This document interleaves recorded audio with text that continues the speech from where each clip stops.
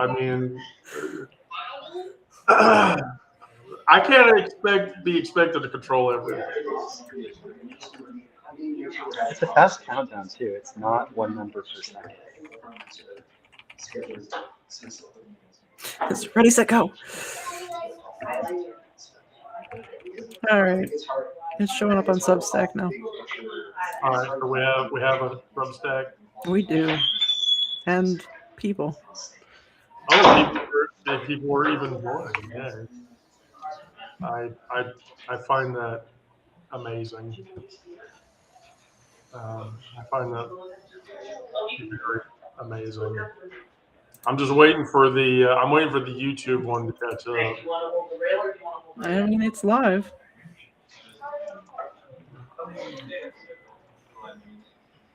Oh, okay. Well, there we go. Oh, we've got Kryn in the chat on Substack. Yay. Okay. Cool.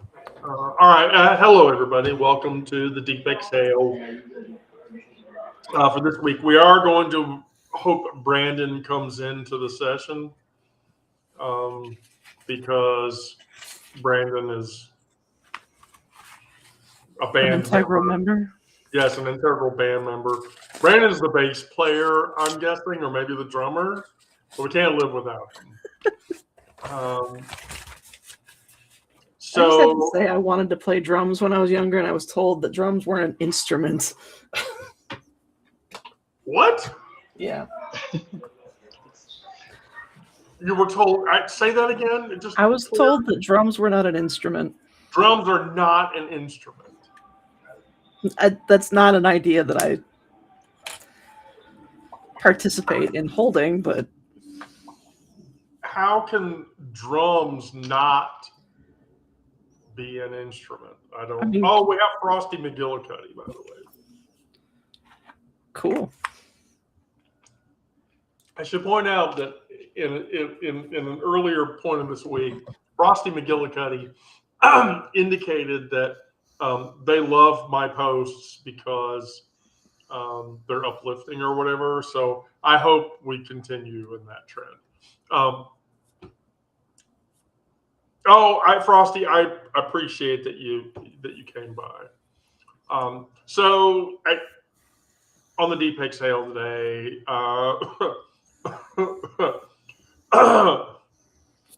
your body knows what your therapist doesn't. So every bathroom stall, every pronoun correction, every moment that you've made yourself smaller to survive in a room, that isn't all.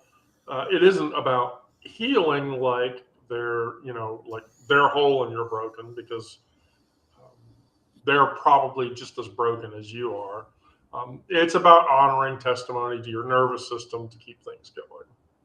And so with that, I will go right into the discussion. And so we've talked about this before.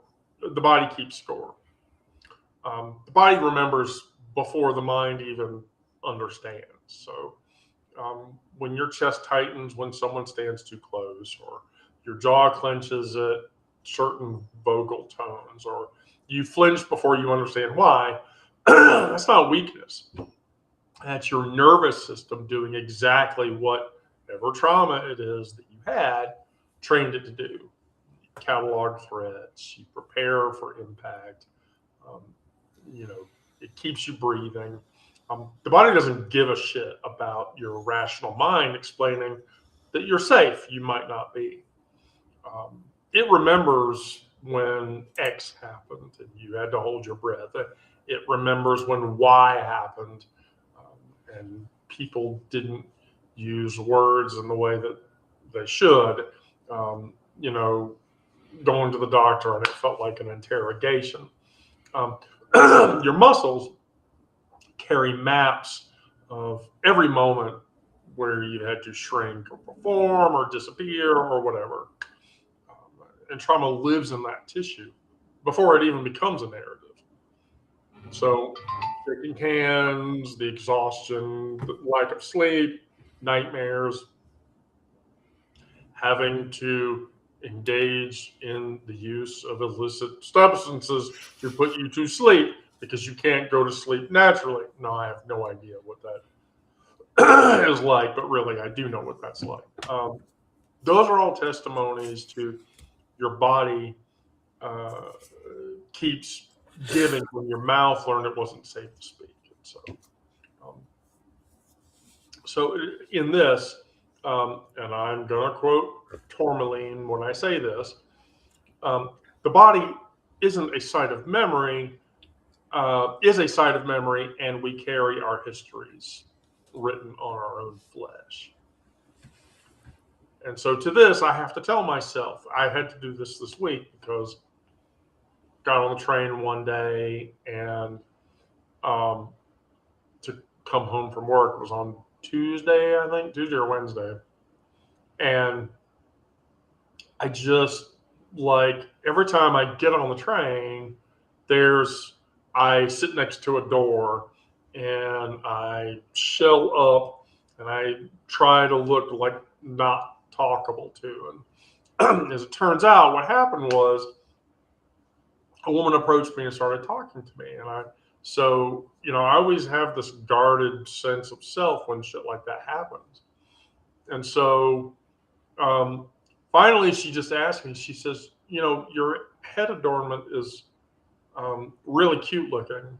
I'm guessing you wear it because you don't have a lot of hair. And I said, yeah, going through gender transition, getting my hair back is a real challenge. And she's like, well, you're not alone. And I said, really? And she said, yeah, I've been in transition for 4 years or whatever. So then I felt safe or whatever. But that didn't stop me when she first started talking. I was feeling like, okay, where is this going to go? Is this going to turn into an argument? Is this going to turn into, an attack? And so what I find, even at my age, for as long as I've been through this process, that it's difficult still to trust things in those situations. And I ask myself, what does my body try to tell me that my mind keeps dismissing? What protective response did I have to suppress to survive? And what would it feel like to finally complete it and not worry about it? Why am I still performing safety for others while my nervous system is spider sense saying, get the fuck out? So that's that question. And guess who we're going to pick on first? Oh, boy.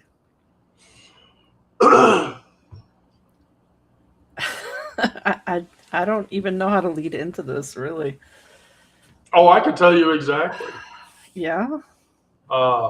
You could talk about paternal experiences. Ugh. I feel like I've had enough of those recently.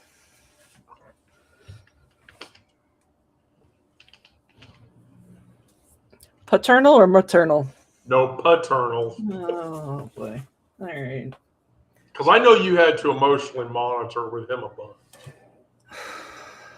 Well, I mean, a lot of that on the surface was just because he didn't want either me or my sister to be emotional. He always wanted us to be logical. Above all else, he wanted us to be able to look at things from a logical standpoint. And that's, something we'd get chastised for if we were reacting to something emotionally. Although I think my child's reaction to him saying that she was behaving like an emotional teenage girl, and Kate turned to him and said, well, I am, so what do you expect?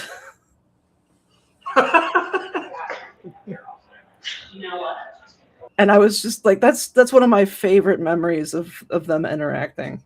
It's just like, well, yeah, duh. That whole, like, is that a thing? Like, your parents, oh, you're just a hormonal teenager or whatever. Yeah. I wish someone would say that to me now, because I have the chemical body of a 16-year-old girl. Oh, you're just an emotional teenager. Oh gosh. Yeah, second puberty's hard. Really, how hard?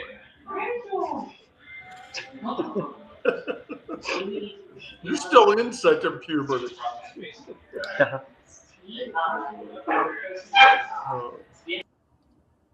Really though, so you don't feel like you had to emotionally monitor? Who did you more emotionally monitor with more? Your dad or your mom? For me, Ooh. it was my mom. So I mean, that's obvious. I don't know that one was more than the other, because my mother was definitely like, where there definitely had to be some emotional monitoring there. It was more of she was mirroring his opinions.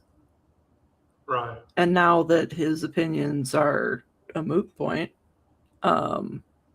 she's actually starting to form some of her own, which is a little refreshing, and also a little tedious to explain things through. Tedious why? Tedious how? Like, I can respect the fact that she wants to understand, but then there's also the fact that, like, she has all these preconceived notions of things that aren't necessarily true in general, or may not be true for me, and there's a lot of assumptions and things that I just would rather not try to explain to her. Because explaining them to her would be too complicated. Too complicated in the way that, like, it just won't ever really make sense to her. Like, me trying to explain to her my idea of intimacy, and that, 75% of intimacy does not involve sex or romance. She doesn't understand that. Wait, so love has to be involved? In her mind, yeah.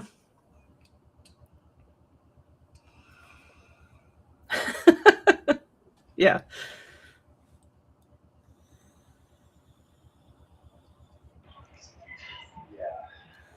Oh, I guess I'm up. Yeah, so You're very soft, by the way, Miranda. oh, I'm sorry. It's this lotion.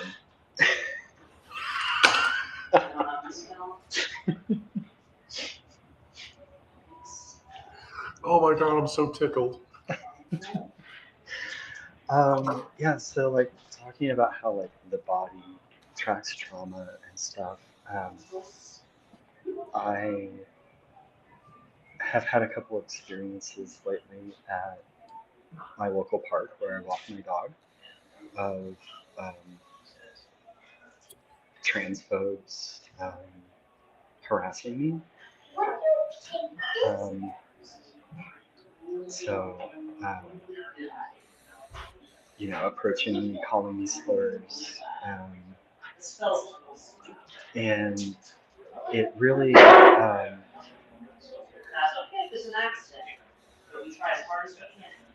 like, I'm just walking my dog, right? And then they just pounce. But like taking Lizzie for a walk is supposed to be something that's relaxing for me, and overall it is. But whenever, whether I'm on the street or whether I'm walking her at the park, if I see somebody and I don't know them,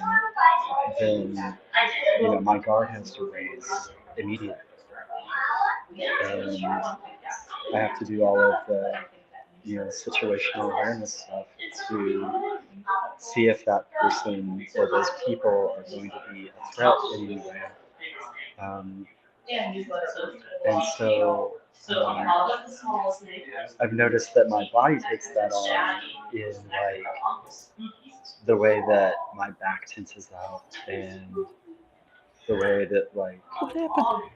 I'm prone to curling my toes and um,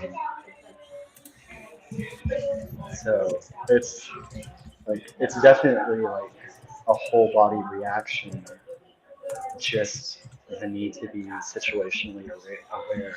Um,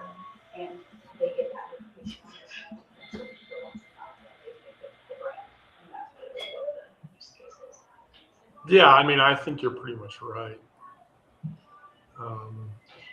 Me too. I think you're pretty much right. Yeah, Brandon, you're late to the game. I'm an idiot. Sorry. No, well, there's nothing idiotic about it. Well, maybe. No, but there's not. There's not. So the talking about trauma, where the body remembers before the mind understands. You haven't been listening, have you? No, I just got home. Oh, from where? Oh, I had to run errands and stuff, but I just completely. He was on a lost. hot date. Oh yeah, yep. You say that smile when he came in says there's a story. No, there really No, isn't. there has There's to be a story now. just me not paying attention, and that's all. I mean, I just ran errands and stuff, and was out longer than I intended to be, and not paying attention. I was distracted, I guess. Distracted. In my mind. I don't know. The last couple. What? Why are you laughing? No, okay. You said I'm sorry. I wanted to hear the rest. Huh? The last couple of, and then you stopped. Oh, the last couple of days. It's just been like the news and watching a couple of different live videos talking about, all the Minneapolis and ICE, and it's just been like,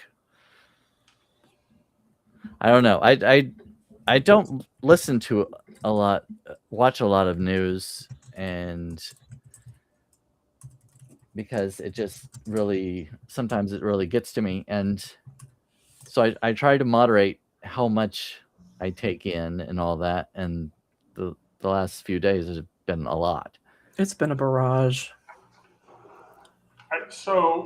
With respect to Minneapolis, I have a former stepchild who is a police officer in that region. Oh, yeah. And I literally had a conversation with him where I asked him, how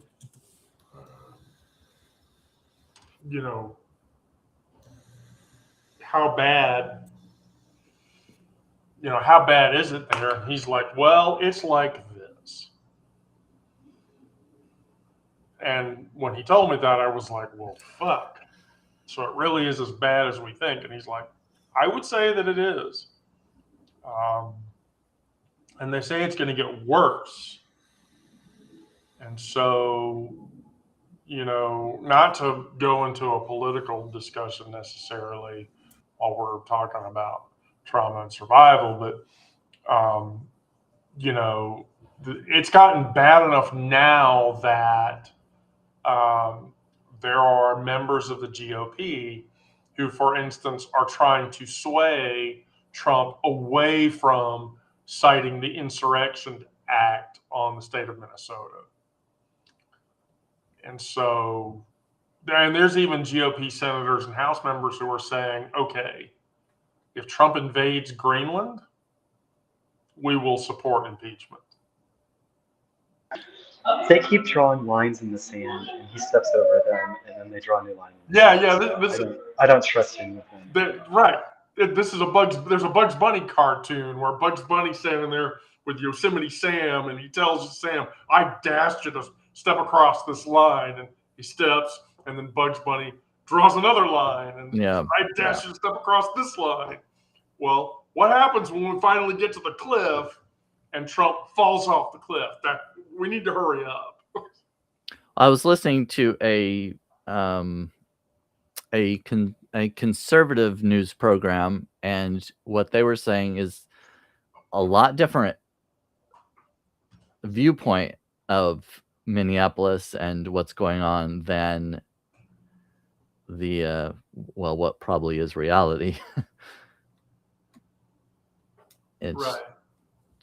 It was just crazy. Completely. Sorry, I'm updating a family member. Give me just a second. Keep talking, Brandon. Oh, well. Keep talking, Brandon. Keep talking. I don't know what else to say. What have you been, I don't want you to recap everything you've been talking about. You literally breached into 2/3 of the way through the first topic. Oh, well, then what's the next one? By the way, did you pre-read that? You haven't pre-read the topic, right? So the final topic is the fun topic today, which is you have to talk about a life experience in a David Attenborough-like way.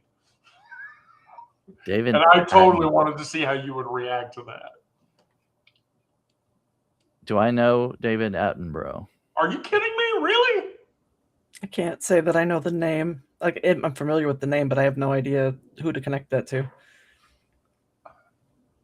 Miranda, is it just me? I mean, you know who David Attenborough is, right? Yeah, I do. And Sarah and Brandon have both heard his voice narrating things. They just don't know his name, I'm sure. Oh, okay. Maybe. That's probably the case. I am terrible with names, so that very well. So David Attenborough is like he's like the documentary guy who, like, we see two specimens walking up and behaving in a blah, blah, blah, blah, blah, blah way. Isn't that fascinating? My God, that's fascinating. I see. I'll do it first so you can sort of get the jig or whatever. But so the next thing is micro successes. When you live in a world where, being successful or not is controlled by, your own feelings and having to survive in the world that we live in, you measure survival against people who didn't have to do anything. When I get on the train every morning, I feel like that's a pretty large feat for me personally, because I'm usually dressed in a way that, people look and people stare, and you get stink eye and dead eye, and I wish you weren't alive eye and shit like that. And so, measured against that, it's kind of hard to. So you have to take, you have to take what victories you can get. You dismiss getting out of bed as nothing. You wave off. You had to negotiate that visibility. You wave off using your real name as, using your chosen name as basic. You minimize all of the things that you do as bullshit. Those aren't mundane acts. They're daily revolutions against people who are just actively trying to erase us, regardless of our gender or orientation or presentation. Right? Every boundary that you hold is a fortress. But for me personally, I've internalized, their measurement system where only grand gestures count, where suffering doesn't matter unless it's spectacular. Meanwhile, you try building cathedrals from moments that they'll never see because they take them for granted.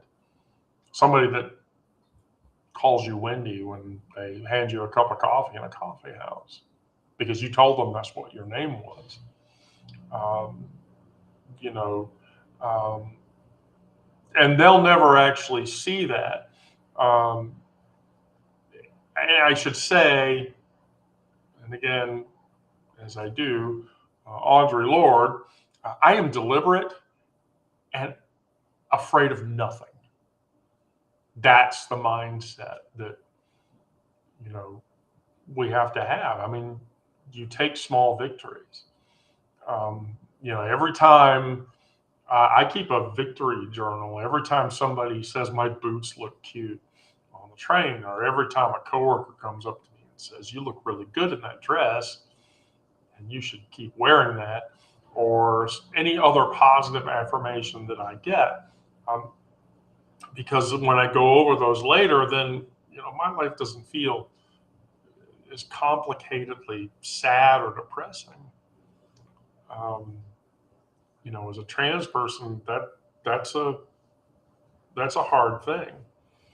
I'm sure it's no different for anyone else, even Brandon. Um, you know, that's an infrastructure of resistance. And so at week's end, I read them back and I remember those experiences, and then I feel good about it. And it's easier to not be depressed or have anxiety when you have people doing that. And so that's why you know, the question then becomes, what small victory am I dismissing today that actually required enormous strength for me to accomplish? Whose measuring stick was I using to judge my own survival? You shouldn't use somebody else's.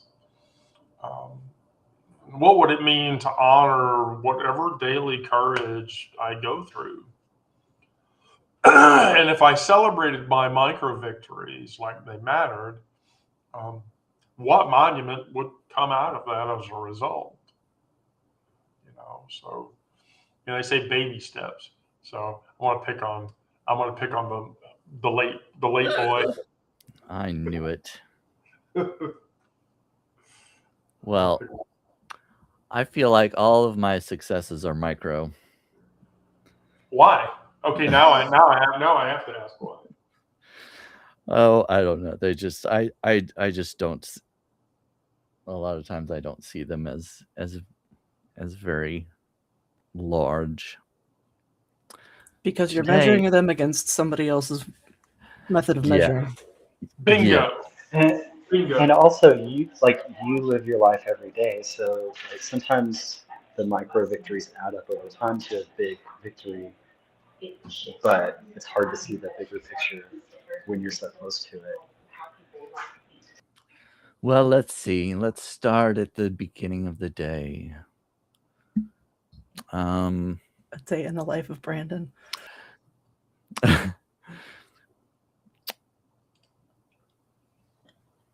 4:30 in the morning, we see a black cat whining and waking the gay man out of his slumber. Wait, you're already going to part 4. We're not there yet. Oh, I thought that was where we were supposed to go. No. That's the end of the lie. Oh, sorry. That was a great narration. I mean, it was absolutely beautiful, Brandon, and I didn't want to stop you because it sounded really nice. Well, I'll try to repeat it, but victories, micro victories, micro successes. Is that what you said? Micro successes. Yeah, I mean, well, I mean, really, getting up out of bed is kind of a micro success, and not just giving into depression and despair, going down into the depths of despair, and just staying in bed all day instead of getting up and actually trying to move on with life and pretend that everything's okay, or that people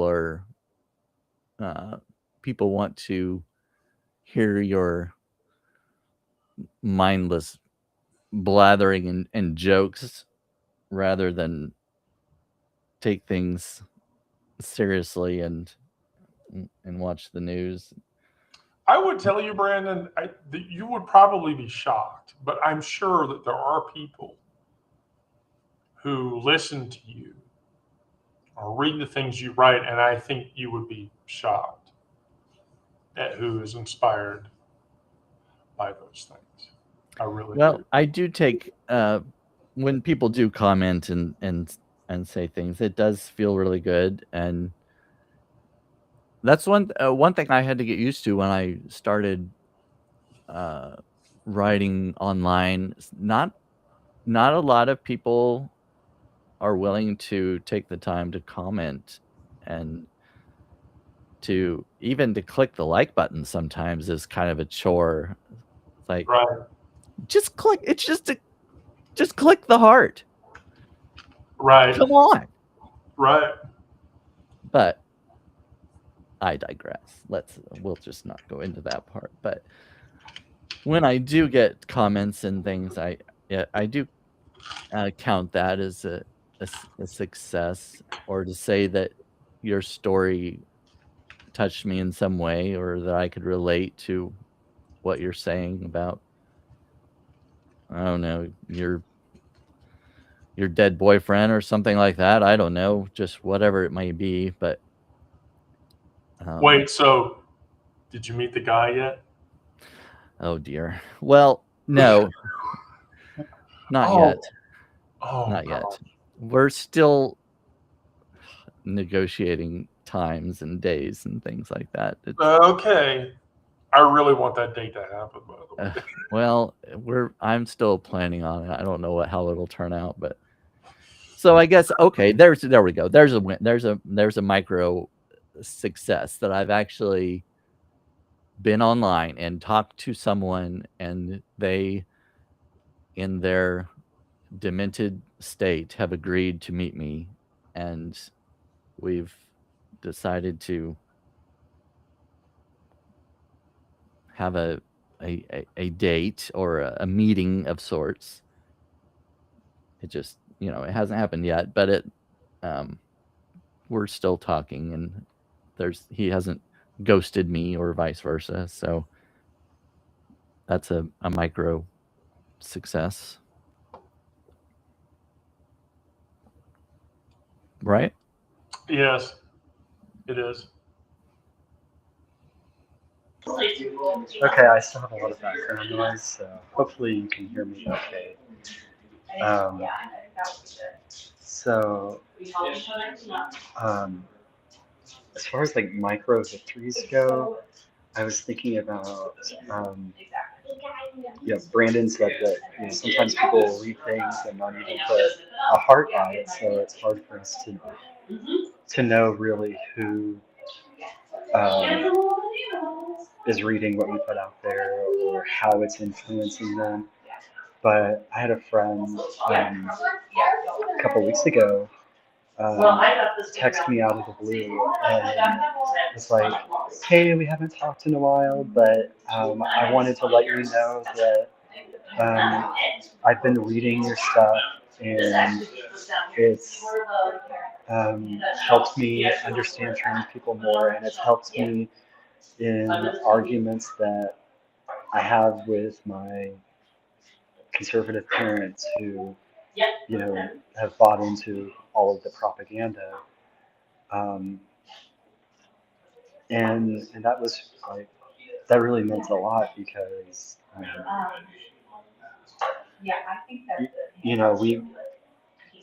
we put stuff out there that is like, here's who we are, and spill our whole souls onto into the public sphere, and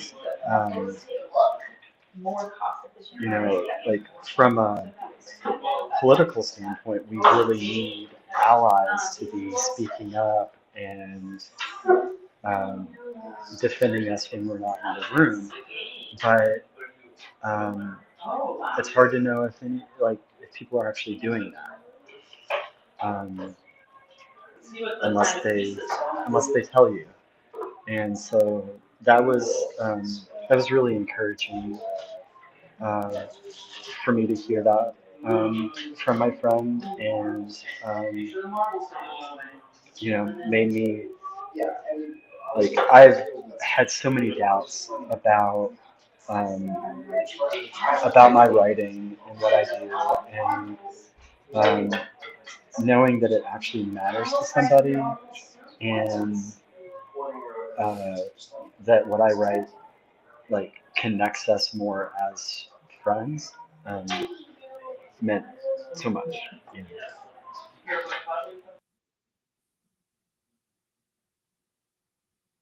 I would agree with that. That certainly qualifies.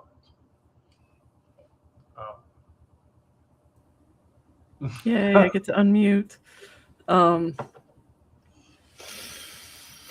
have to agree with Brandon on the getting out of bed, at least this week, because that's been a struggle. I've never been one to struggle this much getting up in the morning, and I find myself just not even wanting to try getting out of bed. It's not like I said, it's not something I've struggled with before. Usually it's just like, all right, time to get up. Eyes are open, got to get the feet on the ground. And there's just no desire to do that.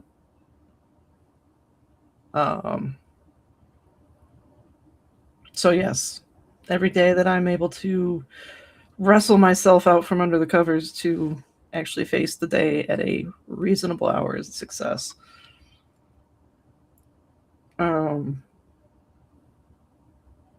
Something that impacted me more than I thought it was going to was back around Thanksgiving.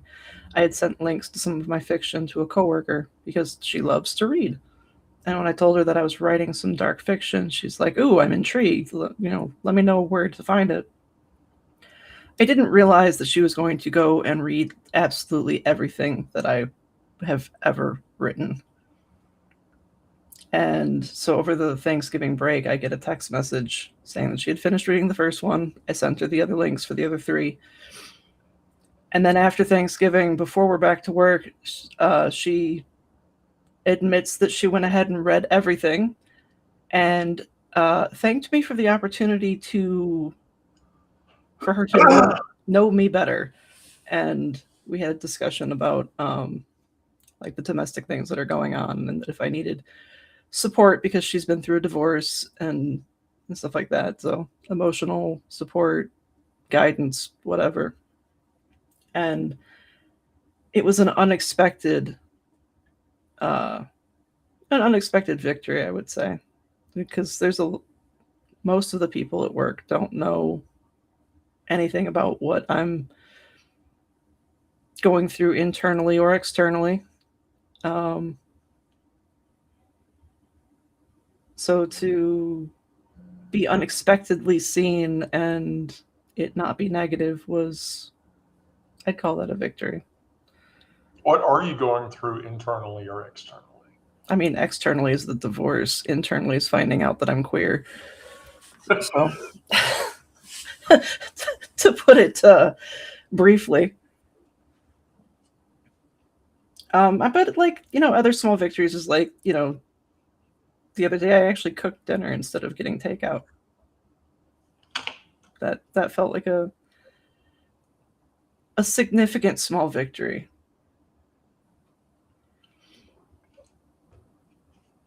All right, I'll let you off the hook for that.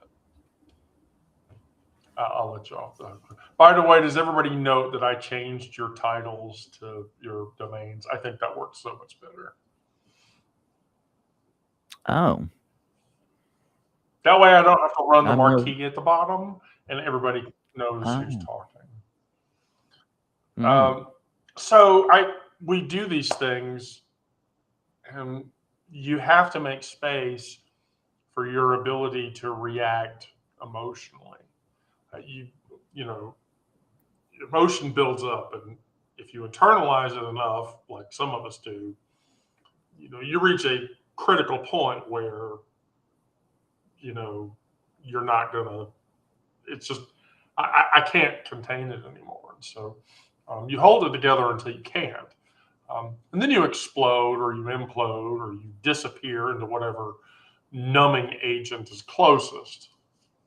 For some of us, that's cannabinoids. For others of us, it's a really tall glass of scotch. And yet for some of us, it's both. But, you know, you've learned that feeling of that full weight of whatever that shit it is that would crack you open. So you just white knuckle through it. White knuckle, you know, squeeze really hard. Your body becomes a pressure cooker and it doesn't have a release valve. You have to have that.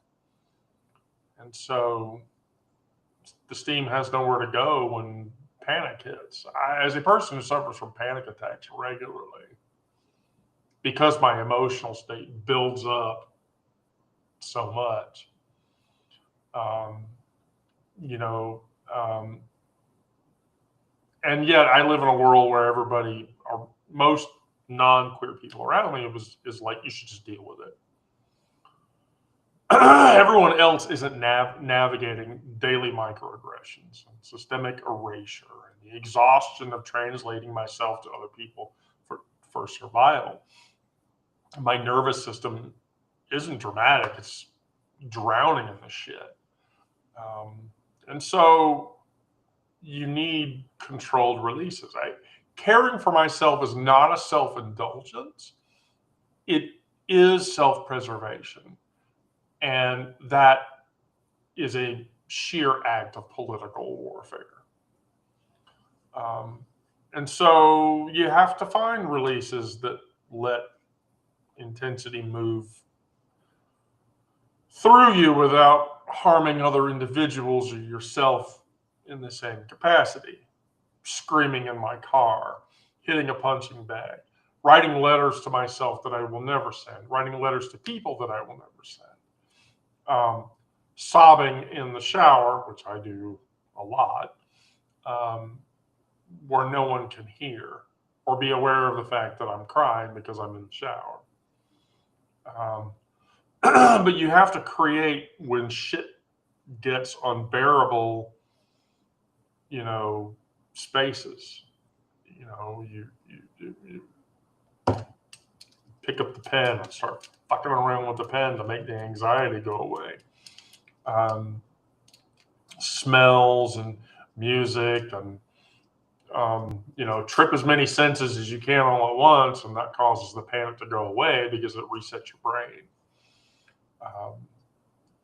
But me personally, I have to ask myself, what am I holding on to that's too heavy to carry around anymore, and how can I get rid of it?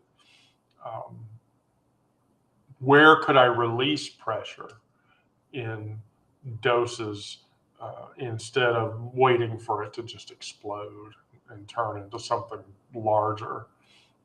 What would it look like to honor my coping mechanisms as survival tools instead of just failures? You know, it's easy for me to see those things as failures. The reality is they're not. And I then have to ask myself, who taught me that feeling deeply is a weakness? And what do I gain by even believing if that's true or not? For me, it was the male figures in my life that did that. That's why I believe that. But do I gain anything from believing that? No, because that doesn't apply. Or if it did apply, it doesn't anymore.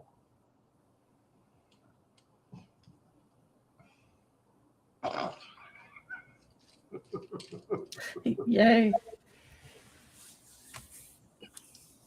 I would have to say that my the pressure release valve, I guess you call it, my outlet has changed over the years, but it's always been something creative. When I was in high school and I would feel, which I don't, at the time I didn't have the language to explain what it was I was feeling. Partially because I wasn't allowed to seek out therapy, so I didn't I didn't have any of those tools. All I could do was cope. And so now I recognize that what I was feeling then was probably depression. And I had a lot of art supplies at my disposal. So that's between art and cooking, that's what I would use as my outlet. Was I really good at either one? No. But that's not why I was doing it.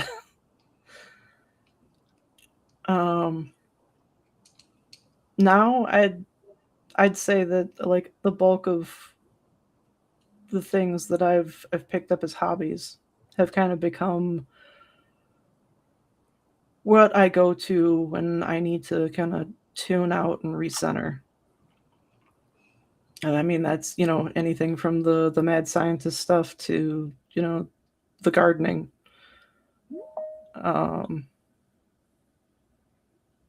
Maybe not so much the writing, just because that ends up becoming more of a digging up more stuff to process. But yeah, I don't know. Graphic design, I think, falls under that too. Making different graphics for advertising, or working on templates for writing articles. But yeah, always something creative at this point. Although I don't know that I would ever view those things as failures. That I don't know. Why would you? I mean, Yeah. it's difficult for me to conceptualize why people would see that as a failure. But psychology says people see it that way. I don't understand that. I really don't. Well, part of my pressure release, I guess, would be writing and music, playing piano. Sometimes I think it's necessary to cry. When you were talking about crying in the shower, it reminded me of an. Did you? I'm sure you probably watched Mork and Mindy at some point. There was an episode where Mindy was sad about something, and she said she was gonna take a walk, and her dad said, "But it's raining," and she said, "I like walking in the rain. That way, no one can see you cry." And yeah, that's I kind of adopted that for a while. I was like, yeah, I like walking in the rain. Back when I was more or not as much in control of my depression, I guess. Part of controlling the pressure valve is knowing how much to take in, as far as like I was talking about the news and things like that. I think you have to be informed up to an extent, but I think there's a point of an overload, So I try to regulate that, and of course, avoiding a lot of social media is important. At least, well, especially things like Facebook, where the algorithm intentionally puts things in front of your face that's contentious, or they know that is not something that you support or whatever. But You mean like they do with Substack occasionally? I don't know. I haven't had that experience. From what I've Substack, for the most part, I think is pretty good at tailoring. You're able to tailor your own feed by what you like and everything. It seems like because I've kind of played with that. Like, I'm getting tired of seeing this person, and so I just stop liking their stuff. And after a few days, I don't see their stuff as much anymore. But I mean, I'm sure it happens on every platform to an extent. But from what I've heard, Facebook is, I mean, they intentionally, like, and they've internal documents have been leaked and things that show you that they do that intentionally. But yeah, I mean, and even if something does come up that you see that you don't like or agree with, at least you can just, scroll by it and look at other people that you know and trust that whatever that they're putting out is going to be more in line what you agree with or that makes you feel better or those kinds of things. But yeah. Oh, and well, hanging out with friends, I think, is a big help also. Getting drunk and high with your friend on the weekend is helpful sometimes. Just kind of let loose a bit. Getting drunk and high with somebody that you. Well, either or, both, whatever. Whatever floats your boat. I love an and/or. Yeah.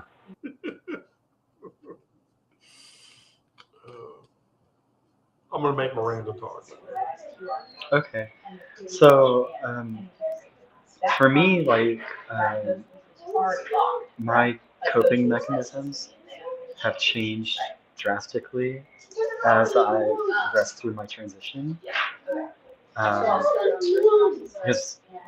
growing up, like, what was shown to me as the ideal boy, the ideal man, was a certain type of stoicness calling itself strength, and physical domination being very important to identity. So that was something that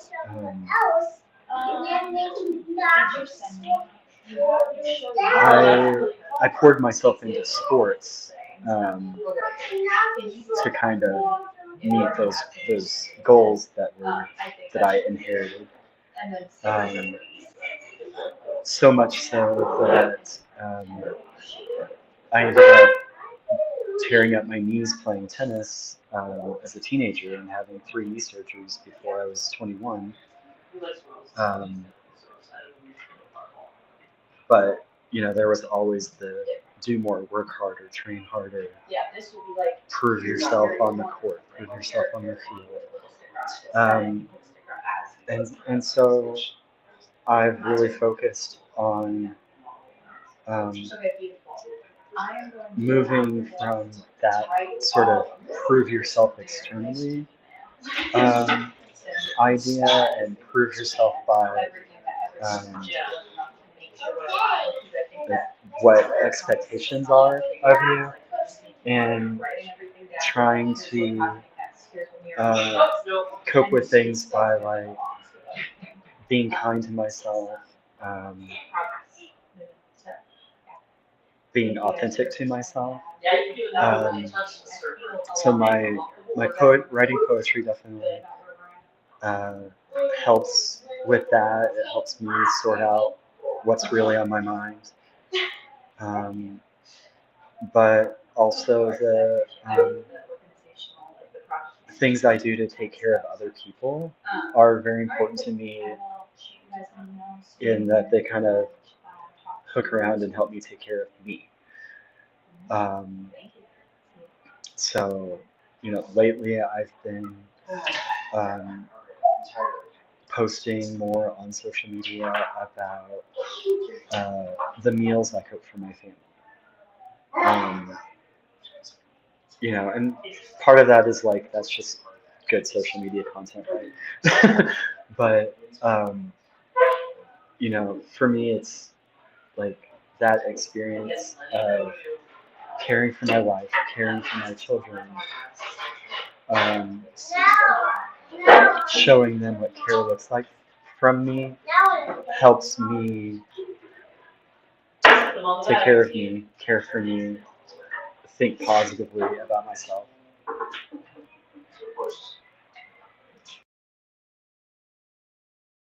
I think that's true too for me. I mean, I feel like I do the same thing. Like I feel better when I'm making someone else feel better. It's easier to feel good about the things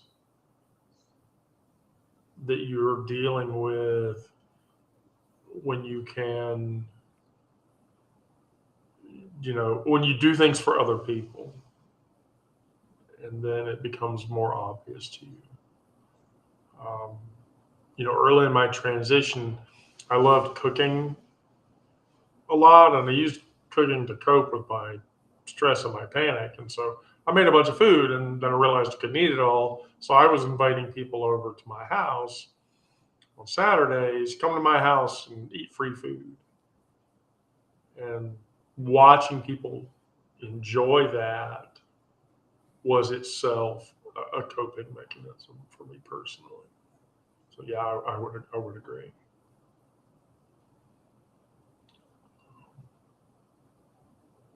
I would agree with that. All right, now we get to go to the funny part. This is where you're all going to laugh at me. So,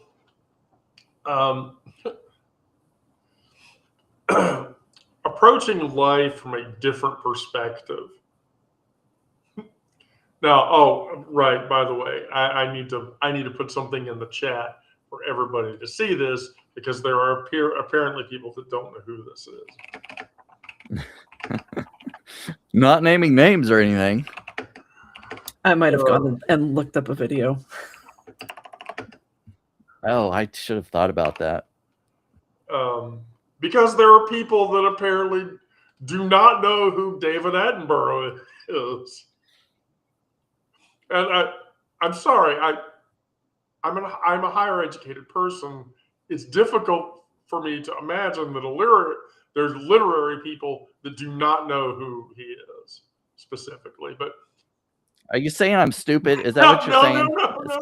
No, I didn't say that. So Attenborough was a British broadcaster and nature historian who he had like I don't know how else to say this. He had the Barry White of documentary voices, like on par with, like, how Morgan Freeman like narrates something and it's like, oh my God, that's super awesome or whatever. Well, I thought of Morgan Freeman when you were talking about that. Yeah. So you live inside your head and you judge every move, you catastrophize every outcome. You narrate your life, at least I do on occasion, like a prosecutor building a case against myself. And so you shouldn't do that. And so what I find is narrating my internal voice with certain, with certain litmus and diction. So in this case, David Attenborough. And so I will tell a story using David Attenborough like diction about an experience that I had yesterday. And so this was the exercise is to do it like Attenborough would have done it, not sound like Attenborough, which would be dysphoric to some people in this live and certainly other people watching. But basically, so here we have two specimens of the modern urban ecosystem engaging what biologists call recognition behavior. The first subject, our trans woman, occupies physical space that the commercial garment industry has systematically failed to accommodate, because that's completely true. Note, the 4X sizing requirement driven entirely by her shoulder width. Her shoulder width. A peculiar evolutionary mismatch between human skeletal structure and capitalism's standardized measurement indicators. The second subject, a lesbian identifying seamstress, initiates conversation. Observe how quickly they bypass the typical mammalian stranger danger protocols. Both have developed highly attuned recognition systems for others who navigate similar marginal territories. The conversation begins, hands gesturing about fabric. Fascinating, the seamstress immediately understands the clothing dilemma not as an aesthetic preference, but as a spatial mathematic. Her trade has taught her that what the fashion industry refuses to acknowledge, that bodies exist in infinite variation, yet garments are manufactured in a mere 6 to 8 category situation, which creates dysphoria for everyone involved. She sees the problem immediately. Shoulders that could carry the world forced into fabric designed for an entirely different body architecture. Notice the body language, the mutual lean, the absence of defensive posturing. The two individuals who've each learned to read hostile environments are now experiencing something rather rare, being seen by the other person. The lesbian woman's hands demonstrate seam placement. Our trans subject shoulders visibly relax by approximately 15 degrees while having this experience. The chance encounter will last perhaps 4 more stops along the train, but observe how quickly trust establishes itself when recognition, mutual recognition, occurs. There's no peacocking. There's no territorial display. There's no urinating in a circle on the floor. Simply two humans who understand that the world was not designed with their measurements in mind, and finding momentary asylum in a conversation, really. And really what it was I ran into a seamstress on the train who was talking about, you look like you poured yourself into that dress and you shouldn't do that. And I'm a seamstress and I'm trans friendly and queer friendly, and here's my card. Oh, there. I can't follow that.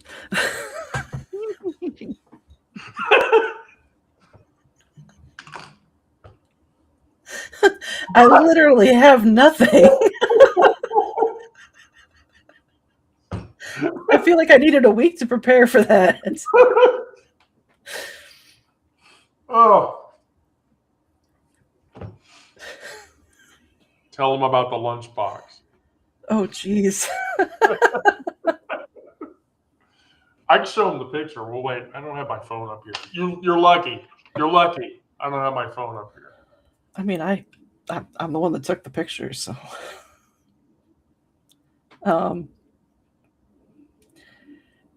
I still don't think I can do this in the right style, or find where my pictures actually are. What the heck? All right, my phone's malfunctioning.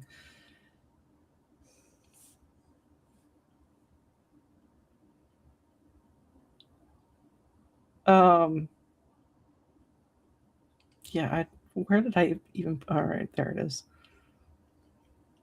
My goodness. All right.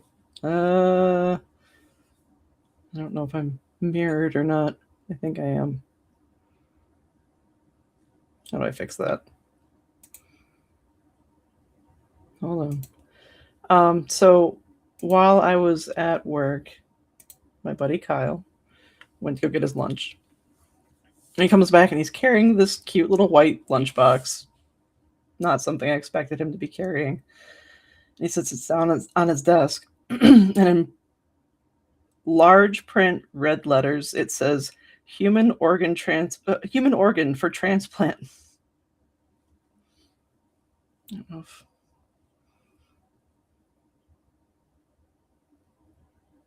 I'm totally buying that lunchbox.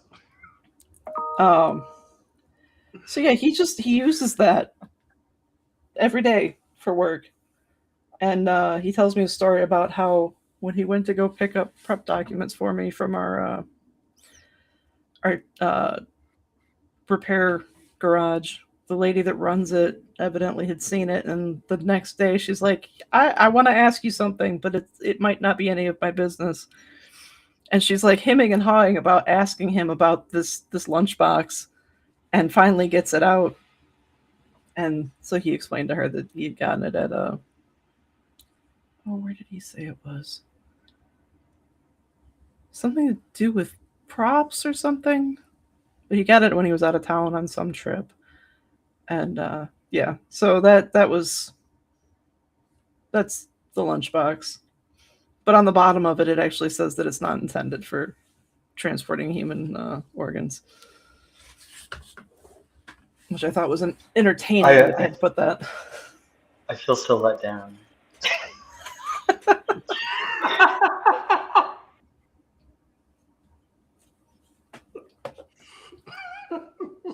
I mean, I've got a sign on my wall that says organ donations accepted here.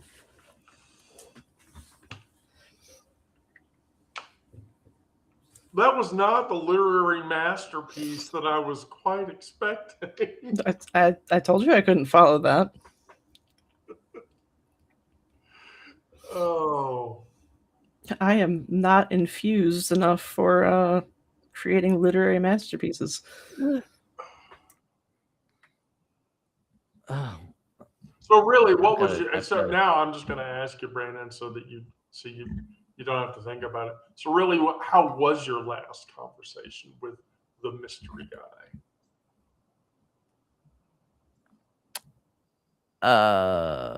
It was fine.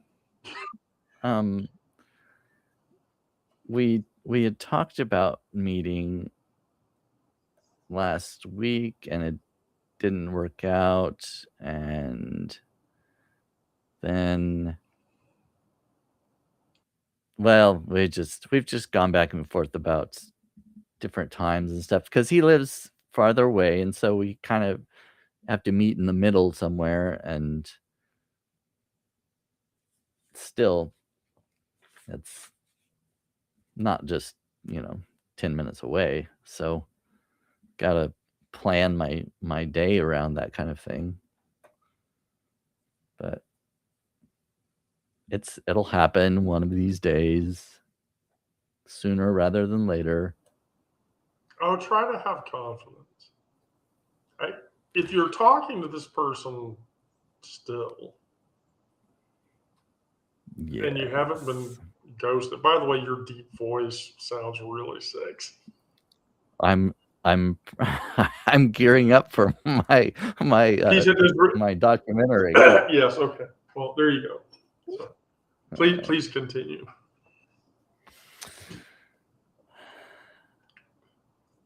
I even put the thing on my microphone here to help with it. I don't know if it does anything.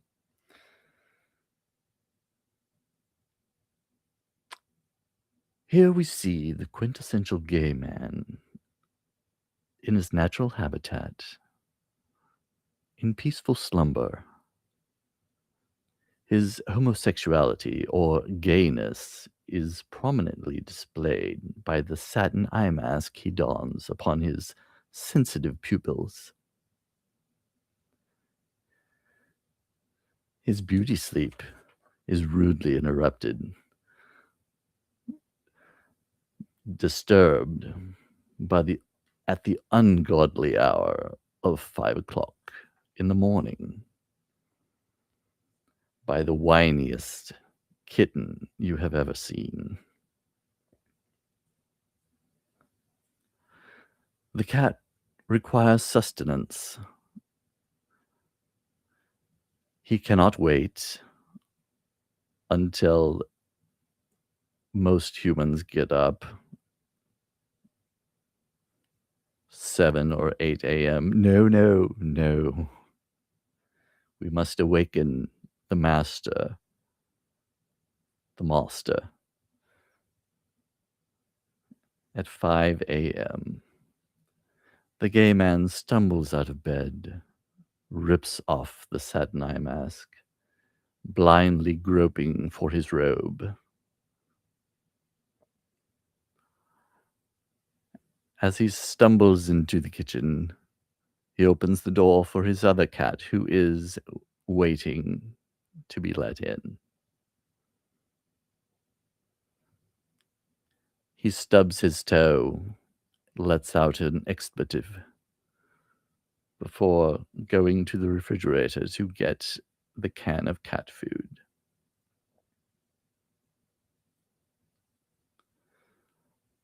After feeding the feral felines, he then goes back down the hallway to his bed, disrobes, and climbs back in, hoping to catch a few more minutes of sleep.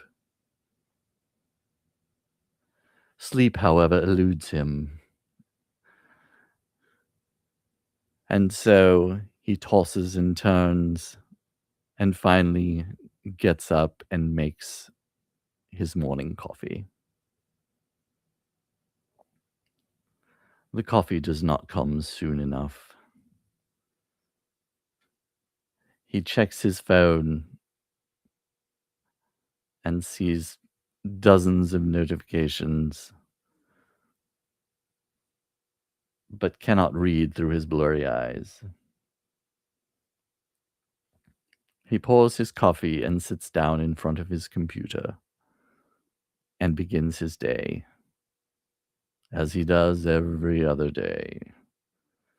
The monotony boring into his soul.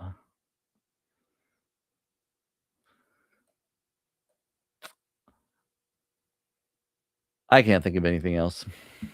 That's pretty much the way my day goes. Okay, who here agrees that Brandon should just do voice work? Brandon needs to read some of Lisa's Happy Bunny stuff. Happy. I think I've heard her read one of those in one of her lives before. Oh my. I do voiceovers for my own articles at least, but not in that style. See, I'm lazy that way. I won't do it because I hate my voice. But the Beehive provides like 26 voices that will do the audio podcast broad voiceovers automatically. And so, like, I pick weirdly. If you've never listened to one of my articles, I always pick the gender fluid person voice or whatever that has like that rich, just super relaxing tone or whatever. So we're over the hour, so Miranda, you don't have to do it if you don't want to. Sarah was worried about following you, and then Brandon did that, and I just no, not fair. I promise the Mondays point 4 topic will be much more interesting. I'm just going to tell you, I thought about making everybody do a Robin Williams stand-up bit about a random. Yeah, but what I need to do is find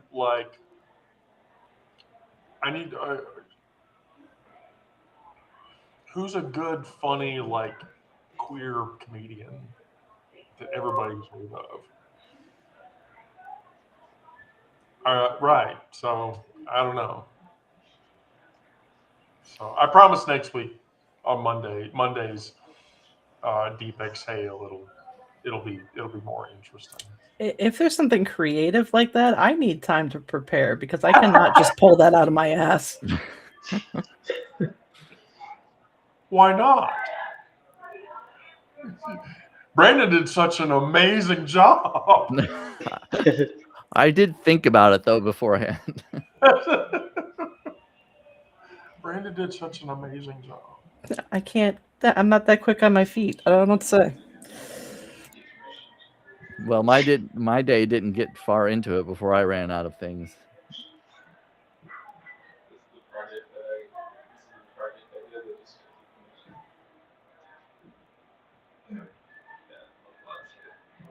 Wendy gave us the finger.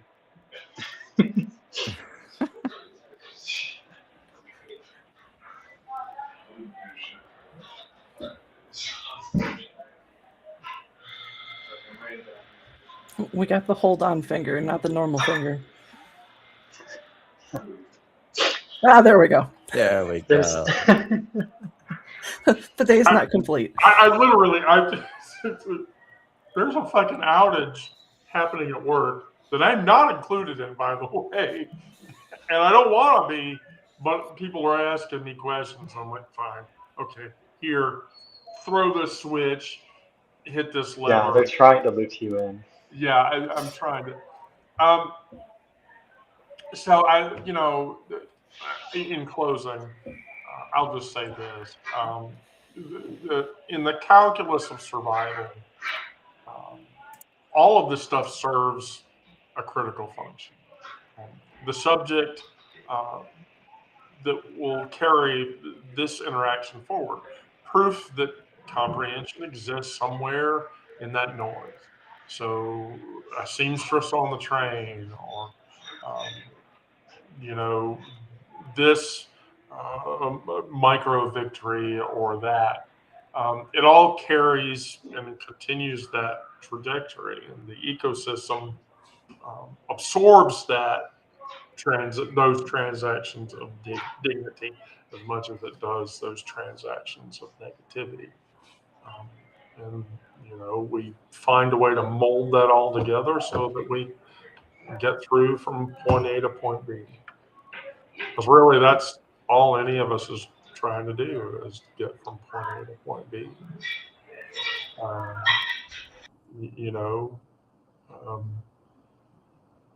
Yeah.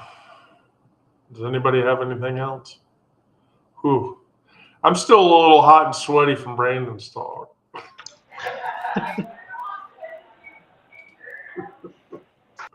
Whew. Okay. Everybody good for Monday at 1? Oh yeah, I'm not even going into work on Monday. Oh, right, because I forgot about that. It's Dr. King's. I mean, I still have to work. I'm just not going into the office.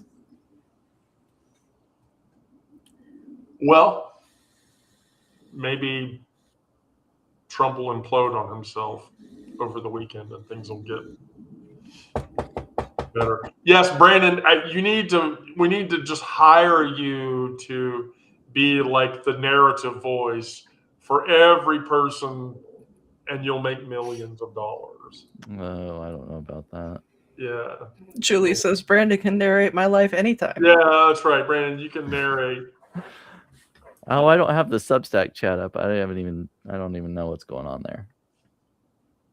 Oh, there's some good copy there. So, all right. Well, with that, I will bring it to a close. Thank you for everybody that's listening on YouTube, on Substack, on Instagram. We were streaming to Instagram. Although not many people watch the Instagram stream, but oh well, whatever. By the way, I'm just going to share with you guys a little minor detail. Blue Sky is going to start a streaming service. So that you can start proctoring streaming services through Blue Sky and doing notifications and shit.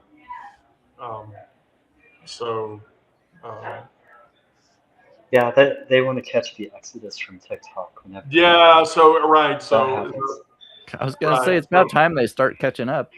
Yeah, so Blue Sky is starting to drift into Substack. And I'm gonna be honest with you, if they go into Substack space, and I could get live status notifications from Blue Sky, I won't broadcast on Substack anymore. Mainly because, for whatever reason, I have 10,000 followers on Blue Sky. I don't know how the fuck that happened, but it did happen. I have a crazy number of followers on Blue Sky. So, whenever I post shit there, I always have some positive interaction. I have tens of followers on Blue Sky. Same So here. what I need to do is I just need to make a starter pack for all 10,000 of my followers and then just give that to everybody. And you can have 10,000 followers too. I can confidently say I have 0 followers on Blue Sky because I don't have an account. Maybe you should. It's not a toxic wasteland like Twitter is or whatever. Yet. No, I don't. People say that. I don't think it'll. I don't think Blue Sky will ever go into a toxic waste dump like Twitter has. Because when Nazis register accounts there, they don't last very long. They usually get like group blocked and then or whatever. So Blue Sky. Yeah, the blocking functions on Blue Sky and the ability to do like block lists helps a lot. Yeah, it clearly does. Clearly it does. So, all right. Well, thank you for everybody that watched. We'll see you again on Monday at 1:00. I may do a midday on Sunday. We'll just kind of see how that works and how that works out. But if I don't, we'll be back here on Monday at 1. Please, everybody, have a good weekend. Do good things. Miranda, Sarah, Brandon, I love you all. Thank you for participating. Love you. So goodbye, everybody. Be safe out there. Bye.